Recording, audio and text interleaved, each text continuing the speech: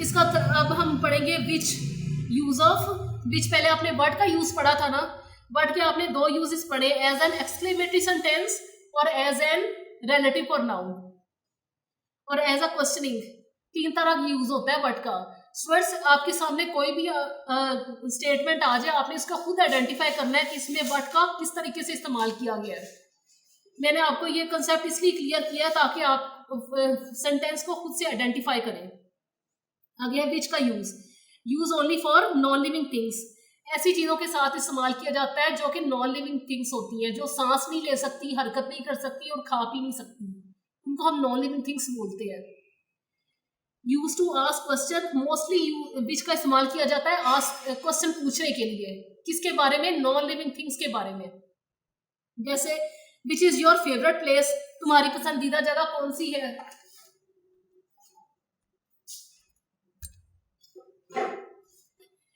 Which is your favourite place, तुम्हारी पसंदीदा जगह कौन सी है। तो विच का तर्जुमा क्या बनेगा? कौन सी। अब विच का use as a relative pronoun भी करते हैं। याद रखें, जब भी किसी फिक्र में as a relative pronoun use किया जाए तो उसके आगे मार्क ऑफ इंटेरोगेशन नहीं लगता। जैसे कि ये फिक्र सेंटेंस है, यहाँ पे मार्क ऑफ इंटेरोगेशन नजर नहीं आ रहा आपको, सिंपल फुल स्टॉप है। ये सिंपल अफर्मेटिव सेंटेंस की तरह यूज किया गया यहाँ पे। I have a book which I board from my friend. मेरे पास एक किताब है जो कि मैंने अपने दोस्त से उधार ली। अब इसमें विच क्या है? रिलेटिव प्रोनाउन है। अब हम पढ़ेंगे व्हेन का यूज। व्हेन का उर्दू में तर्जुमा होता है कब या जब। कब जो है उस वक्त तर्जुमा करते हैं जब हमने as a question mark as a question sentence use करना हो, और जब तर्जुमा उस वक्त करते हैं जब हमने as a relative pronoun use करना हो। व्हेन का इस्तेमाल करते हैं use for time, ask the time, यानी टाइम पूछना हो हमने। व्हेन आर यू कमिंग, तुम कब आ रहे हो। यानी ये जो वर्ड है कमिंग है तो एक वर्ब, लेकिन इसके थ्रू हमें पता चल रहा है टाइम का, कि उस टाइम पूछा जा रहा है ना। आगे देखिए मार्क ऑफ इंटेरोगेशन भी है, इसमें टाइम पूछा जा रहा है कि तुम कब आ रहे हो। तो ये क्या है? डबल इंटेरोगेटिव सेंटेंस है। When will you become a good player. अब देखिए गुड प्लेयर जो है वो एक अच्छे खिलाड़ी को कहा जाता है, और बिकम का मतलब होता है बन जाओगे। तो यहाँ भी एक क्वेश्चन पूछा जा रहा है और टाइम के बारे में बताया जा रहा है कि किस टाइम तुम बनोगे। अब व्हेन का यूज हम एज अ रिलेटिव प्रोनाउन भी करते हैं। For example when I see you first. अब देखिए व्हेन का यूज किया तो गया, लेकिन आखिर में मार्क ऑफ इंटेरोगेशन नहीं है इसकी तरह, तो ये क्या है? As a relative pronoun. As a relative pronoun use किया गया, इसलिए आखिर में फुल स्टॉप लिखा हुआ है हमने। When I see you first, जब मैंने तुम्हें पहली दफा देखा। The day when he met, वो दिन जब वो मिला। तो इसका मतलब है कि ये भी एक इनकम्प्लीट सेंटेंस है, इसमें हमने एज अ रिलेटिव प्रोनाउन के तौर पे व्हेन का यूज किया है। ठीक है, आपने दो यूजेस पढ़े हैं इसके। स्टूडेंट्स दोनों को मिक्स नहीं करना, इसको अच्छे तरीके से इसकी एग्जांपल्स को देखें ताकि दोनों का डिफरेंस आपको पता चल जाए। नेक्स्ट वर्ड है हु। हु का उर्दू में तर्जुमा होता है कौन। इसको हम इनफॉर्मल वे में यूज करते हैं अपने फैमिली मेंबर्स के साथ, फ्रेंड्स के साथ, अपने पेरेंट्स के साथ, या भाई बहन के साथ कुछ क्वेश्चन पूछते वक्त। टू नो द पर्सन, किसी शख्स के बारे में इंफॉर्मेशन लेने के लिए हम हु का इस्तेमाल करते हैं। For example who is your father, तुम्हारे फादर कौन है। यानी इधर फादर के बारे में बात करके उनके नेम के बारे में पूछा जा रहा है। कि जैसे मैं आपसे बोलती हूँ हु टीच यू इंग्लिश। अब इधर इंग्लिश जो है आपको पता है कि कोई ना कोई टीचर ही पढ़ाता है, लेकिन एग्जैक्टली यहाँ पे टीचर के नेम के बारे में पूछा जा रहा है। तो ये हु क्या है? ये एक मार्क ऑफ इंटेरोगेशन भी यहाँ आखिर में आया है। जो हु है इसको एज अ सब्जेक्ट यूज किया गया यहाँ पे। ठीक है, इसका इनफॉर्मल वे में यूज होता है एज अ सब्जेक्ट। अब इसका सेकंड यूज किया है as a relative pronoun. Who को हम रिलेटिव प्रोनाउन के तौर पर भी इस्तेमाल करते हैं। For example the boy who came here to meet me was my cousin. अब हु का मतलब होता है कौन, लेकिन यहाँ पे इसका मतलब कौन नहीं आएगा, इसका मतलब होगा जो। यानी वो लड़का जो यहाँ आया मुझसे मिलने के लिए वो मेरा कजन था, तो इसका मतलब होगा जो। याद रखें हु के दो मीनिंग्स होते हैं, एक होता है को और एक होता है जो। अब इसकी सेकंड एग्जांपल है he is a child who murdered by a thief. वो एक बच्चा था जिसका कत्ल किया गया एक चोर के जरिए। ये क्या है, एज अ रिलेटिव प्रोनाउन है।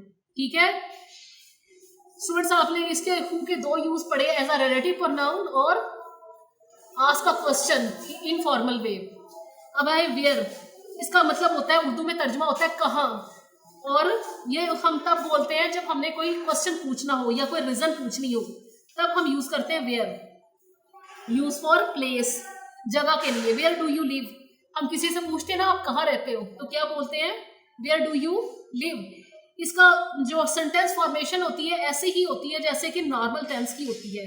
वेयर जो है सबसे पहले डबल इंटरोगेटिव सेंटेंस में WH फैमिली स्टार्ट में आ जाती है, उसके बाद सब्जेक्ट आता है, हेल्पिंग वर्ब आता है, उसके बाद सब्जेक्ट आता है और फिर वर्ब की फर्स्ट फॉर्म। इधर भी इसी फॉर्मूले का फॉलो किया गया है। फिर वेयर यू आर गोइंग। अब देखिए वेयर के बाद जब सब्जेक्ट आ जाए ना तो याद रखिए ऐसा सब्जेक्ट जो होता है उसे इंग्लिश में बोलते हैं इनडायरेक्ट स्पीच, यानी कहने वाले के अल्फाज जो है बराह रास्त नहीं कहे जा रहे, वो एक लिसनर के थ्रू कहे जा रहे हैं। इनडायरेक्ट सेंटेंस कहलाएगा, और इनडायरेक्ट सेंटेंस में WH के बाद हेल्पिंग वर्ब यूज नहीं होता बल्कि सब्जेक्ट यूज होता है। ये दोनों का डिफरेंस है। इसका मतलब बनेगा वेयर डू यू लिव, तुम कहाँ रहते हो, और इसका मीनिंग बनेगा वेयर यू आर गोइंग, जहां तुम जा रहे हो। तो इसलिए इसके आगे मार्क ऑफ इंटरोगेशन नहीं लिखा हुआ, ये as a relative pronoun use हुआ है। ये वो नीचे यूज होगा लेकिन यहाँ पे इसका ये मीनिंग भी बनता है, मैंने वो क्लियर किया आपको। Where use as a relative pronoun, relative pronoun की तरह यूज करेंगे तो क्या लिखेंगे, He lives there where my sister live, वो वहां रहते हैं जहां मेरी बहन रहती है। अब एज अ रिलेटिव प्रोनाउन की तरह यूज हो तो आखिर में क्वेश्चन मार्क नहीं लिखा जाता, मार्क ऑफ इंटरोगेशन नहीं आता, ये एज अ पॉजिटिव और अफर्मेटिव सेंटेंस यूज किया जाता है। अब नेक्स्ट यूज है इसका क्यों। क्यों को उर्दू में बोलते हैं why. It is use to ask any reason, किसी भी काम की वजह पूछने के लिए हम यूज करते हैं why. Example, why don't you understand me, तुम मुझे क्यों नहीं समझते। अब ये डोंट यूज किया गया तो ये कौन सा टेंस है, प्रेजेंट इंडेफिनिट टेंस का नेगेटिव सेंटेंस है। और सेंटेंस फॉर्मेशन क्या है, सबसे पहले WH फैमिली को देखते ही आपके माइंड में ये आइडिया क्लिक करना चाहिए कि ये एक डबल इंटरोगेटिव सेंटेंस है। उसके बाद हेल्पिंग वर्ब है, फिर नोट है, फिर सब्जेक्ट है, उसके बाद वर्ब की फर्स्ट फॉर्म और फिर object. Why don't you go there, तुम वहां क्यों नहीं जाते। Why don't you watch this movie, तुम ये मूवी क्यों नहीं देखते। ये भी सारा interrogative sentence, double interrogative sentence है और किसका है, प्रेजेंट इंडेफिनिट का। I want to ask dad why he is not talking to me. अब ये एज अ रिलेटिव प्रोनाउन की तरह इसका यूज किया हुआ है, यानी एक वजह पूछी जा रही है लेकिन ये है सिंपल सेंटेंस, इसलिए आखिर में मार्क ऑफ इंटरोगेशन नहीं लिखा गया। स्टूडेंट्स अब हम यूज करेंगे, सीखेंगे हुज। हुज का मतलब होता है कौन सा, और यूज किया जाता है फॉर बिलोंगिंग्स यानी मलकियत के लिए। हुज कार इज दिस, वो ये कार किसकी है। कार जो है एक ऑब्जेक्ट है और इसको ये WH फैमिली के फौरन बाद यूज किया गया है।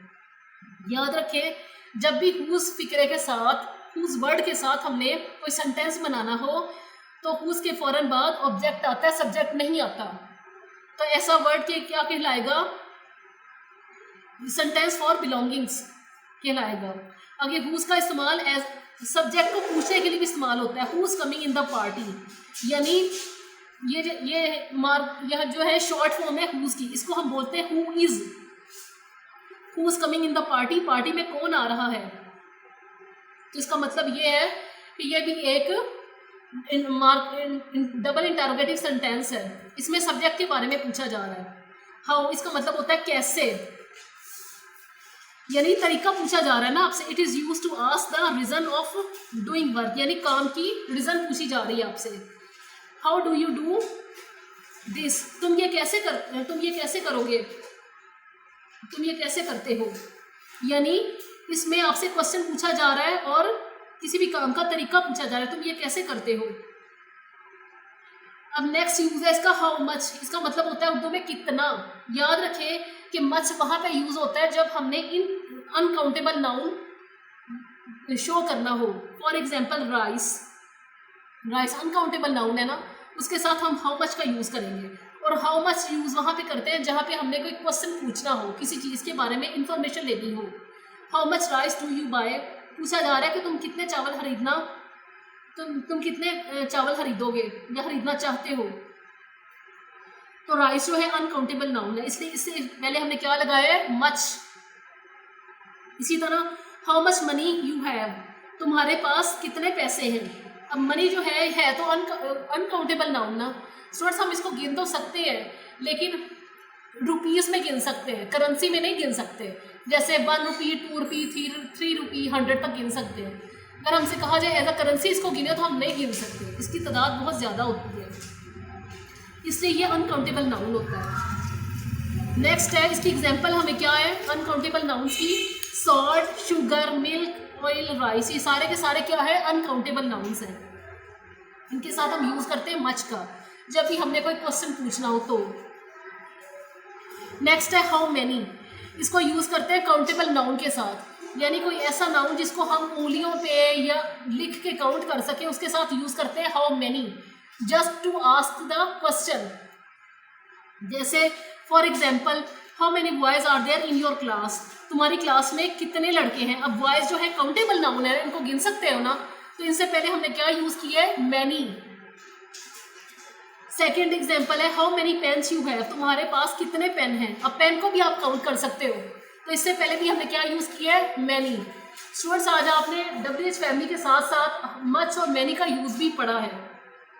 प्लीज़ इसको मिक्स मत कीजिएगा, इसके डिफरेंस को समझ के याद कीजिएगा और प्रैक्टिस कीजिएगा। एग्जाम्पल्स ऑफ हाउ मैनी की book, pen, boy, toy, pencil, ये सारे के सारे क्या है काउंटेबल नाउन्स हैं। अब हाउ लॉन्ग, इसका यूज़ हम कैसे करते हैं, यूज़ फॉर ड्यूरेशन, किसी भी टाइम को ड्यूरेशन को पूछने के लिए, दौरानिया को पूछने के लिए हाउ लॉन्ग का इस्तेमाल करते हैं। जैसे कि नाम से पता चल रहा है लॉन्ग का मतलब होता है लंबा, यानी कितना अरसा, इसको उर्दू में बोलेंगे कितना अरसा। How long will he stay there, कितना लंबा अरसा वो यहाँ ठहरेगा। स्टे का मतलब होता है रुकना, देयर वहाँ, ठीक है। हाउ लॉन्ग, इसका भी जो सेंटेंस फॉर्मेशन है वो यही होगी, सबसे पहले हाउ लॉन्ग, फिर हेल्पिंग वर्ब, फिर सब्जेक्ट, उसके बाद वर्ब की फर्स्ट फॉर्म और लास्ट में आएगा object. Students please be conscious, don't avoid cramming please, और इसके सेंटेंस फॉर्मेशन को मिक्स मत कीजिएगा। मैंने आपको 1 बाय 1 हर किसी का बताया है, इसको समझ के याद करें, कॉन्सेप्ट का फॉलो करें ताकि आपके लिए समझना और याद करना आसान हो। इसकी सेकंड एग्जांपल क्या है, how long will he right, वो कितनी देर वो लिखेगा। देखिए इससे हम बहुत से सेंटेंसेस बना सकते हैं। How long will he read, वो कितनी देर पढ़ेगा। How long will he stay, वो कितनी देर रुकेगा। हाउ लॉन्ग विल ही से, वो कितनी देर कहेगा। ये बहुत से सेंटेंसेस आप खुद से बना सकते हैं जो इस चीज़ को शो करते हैं। स्टूडेंट्स इसके कॉन्सेप्ट को फॉलो करते हुए आपने सेंटेंसेस खुद से बनाने हैं, इसकी प्रैक्टिस करनी है ताकि आपके डाउट्स क्लियर हो जाए और वेरिफिकेशन हो जाए। Thank you.